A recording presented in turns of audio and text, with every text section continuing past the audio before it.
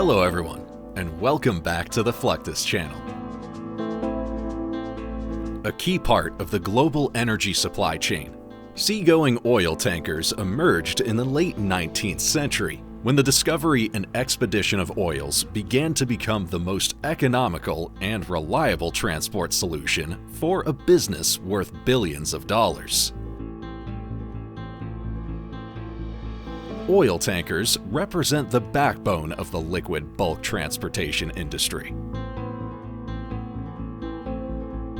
With reserves and storage facilities concentrated in a few countries and refineries, and consumers spread out over the globe, oil tankers play a vital role in delivering most of the world's energy needs.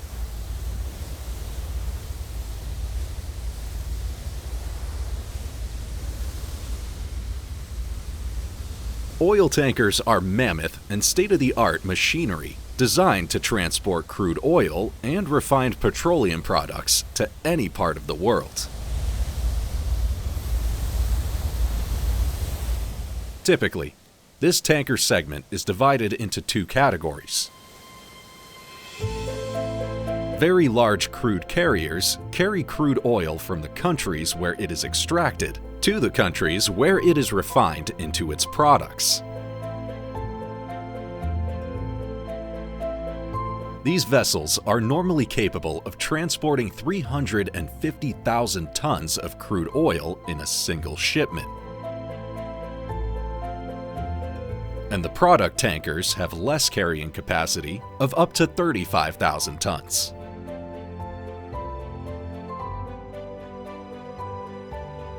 They are dedicated to transporting the petroleum products, such as diesel, gas oil, lubricating oil, and gasoline from the refineries to the ports.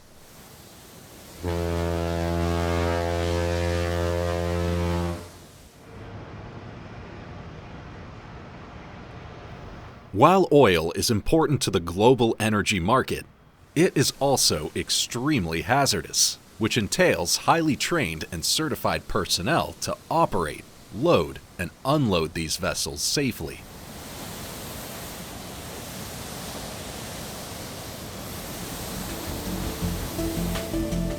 Working on board oil tankers requires induction and extensive safety training to guarantee every crew member knows what to do in case an emergency emerges, and how to act depending on each alarm.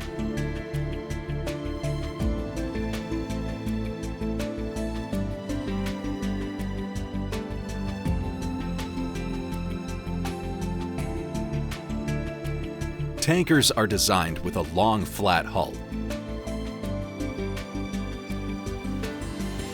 The majority of these ships have from 8 to 12 tanks and double hulls to increase cargo security and reduce the risk of spills in the event of collisions or incidents.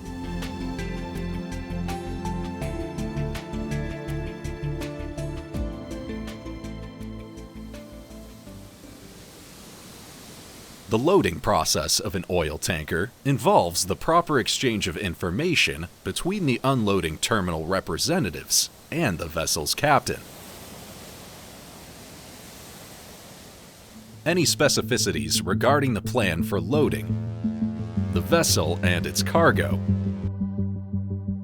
and the loading rate should be communicated and agreed on prior to the mooring.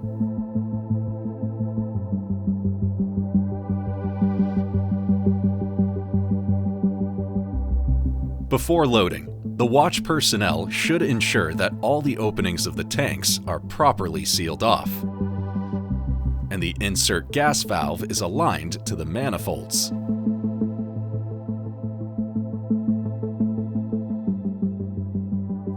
Oil is a flammable liquid.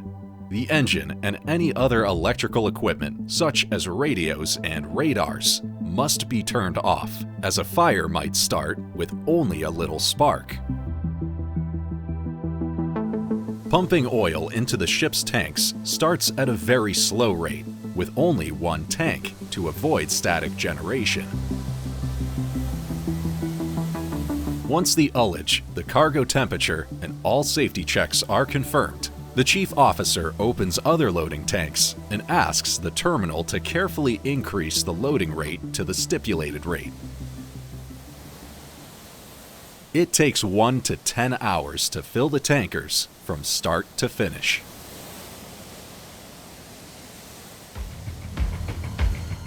Oil tankers are featured with huge engine rooms.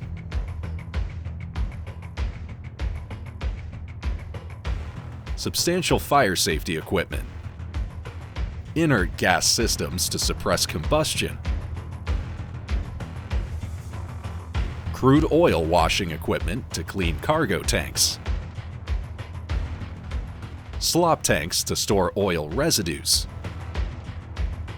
and backup steering and navigational systems in case of failure of main systems.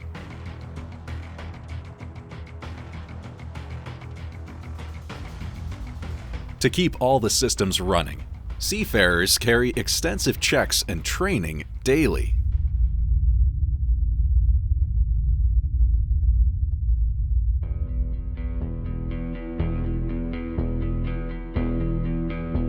Crew members stay fit and healthy by attending the ship's gym and eating meals carefully prepared for them in the ship's kitchen.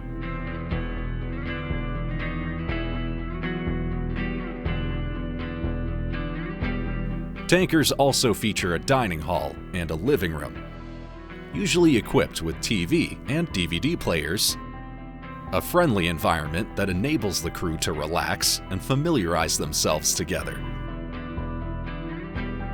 Some tankers have internet available on board, so the seafarers can also connect with their families and friends.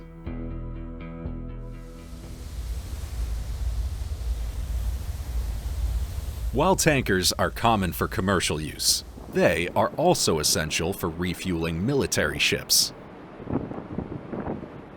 Tankers serving military ships are known as replenishment oilers or tankers. They are used to refuel Navy ships at sea, so they can complete their missions without having to return to port for refueling.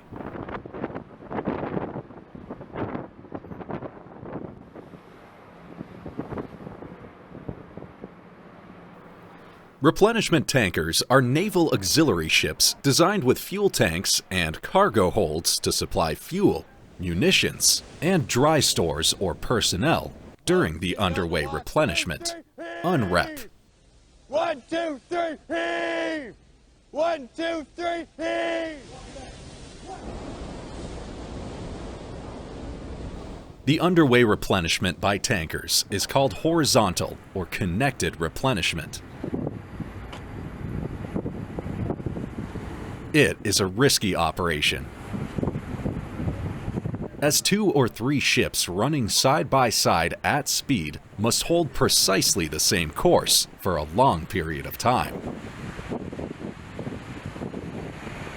Usually, a refueling process takes between 2 and 10 hours, depending on the ship's size and the fuel pumping capacity. The replenishment is usually done in State 4. Meanwhile, the crew members are skilled enough to ensure successful operations in State 5 as well.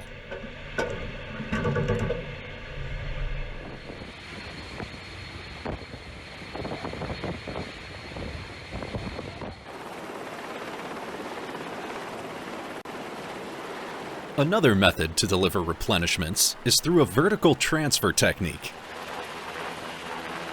or VertRep. When a helicopter is deployed to transfer fuel or any other goods.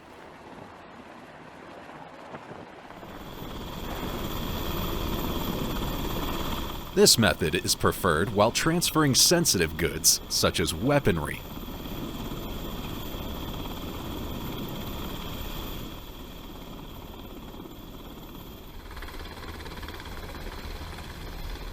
Nevertheless, it is not the best option for delivering large amounts of fuel.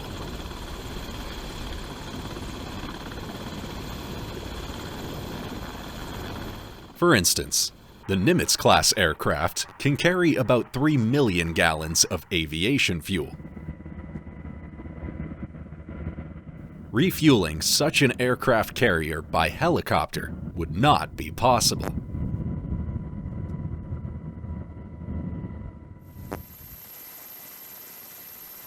To transfer fuel to this aircraft carrier, the replenishment tanker aligns itself alongside the warship.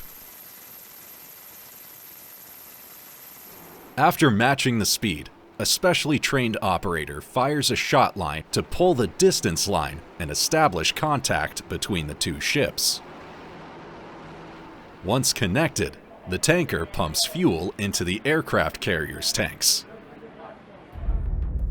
During this operation, the two vessels must maintain a particular course and speed. Even the slightest steering error on one of the ships could cause a collision or break apart the transfer lines and fuel hoses.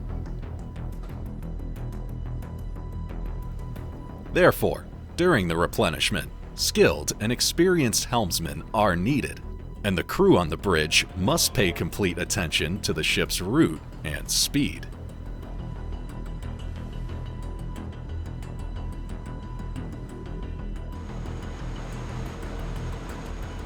Before using the fuel, the V4 division collects a sample for testing on board. Whether intended for the warship or the aircraft operating on the carrier, pure fuel is the only accepted quality.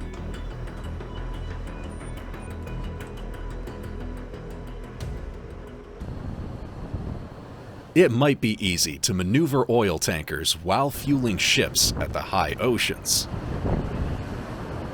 However, it becomes extremely challenging in shallow and congested waters.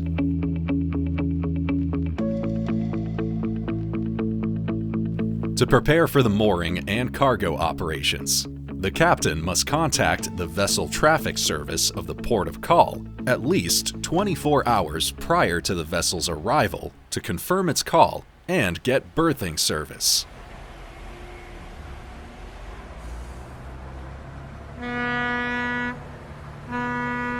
The berth would never be successful without a tugboat.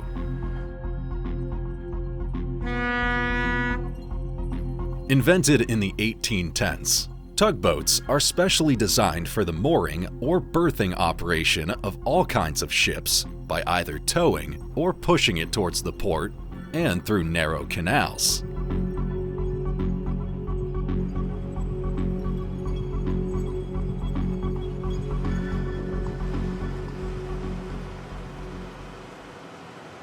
They are also used in maneuvering non-self-propelled barges, oil platforms, log rafts, etc.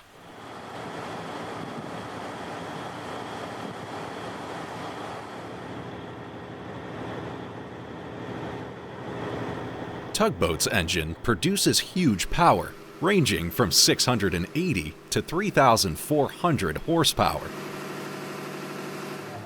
It generates an insane power-tonnage ratio of up to 9.5, enabling them to move ships that are 1,000 times their size and weight.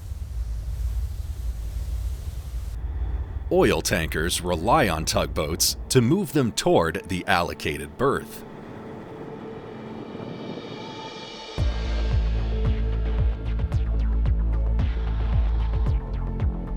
The berthing of this mighty ship requires absolute precision.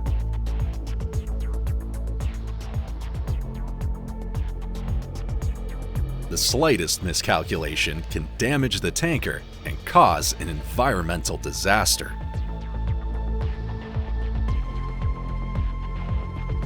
That is why, once the tanker reaches the port, she stops moving forward on its own power and depends on the tugboat's incredible power to advance.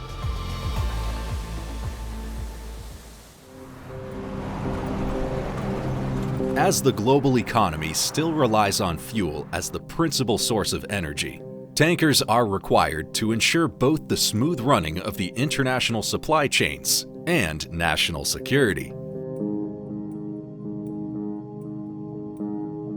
While these ships get bigger, their maneuverability becomes extremely difficult, especially in tight spots and ports.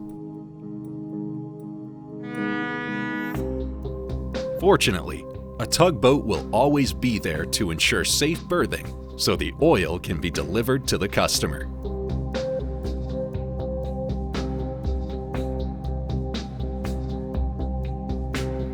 That's the end of this video. I hope you enjoyed it. Make sure to subscribe to this channel so you don't miss any of our new content. See you next time.